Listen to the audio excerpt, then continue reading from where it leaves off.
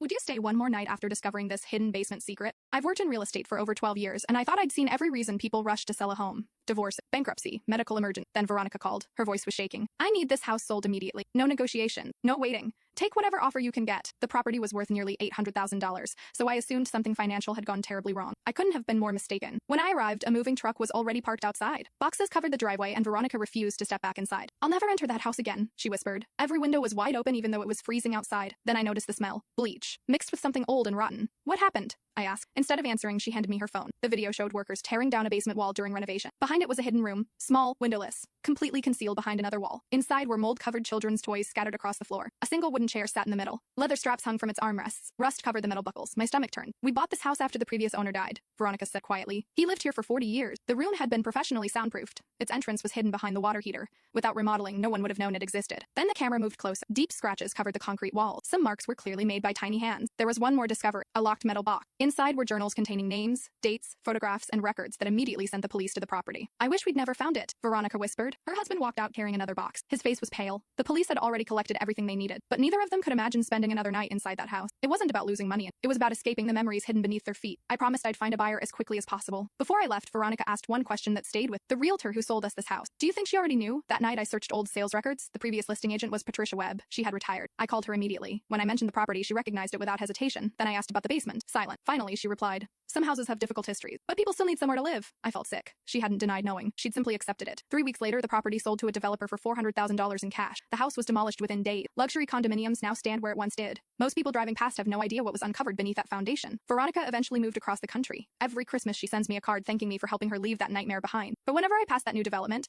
I can't stop wondering how many terrible stories disappear beneath fresh concrete. Because sometimes a house doesn't just keep old memories. Sometimes it hides secrets no family should ever discover.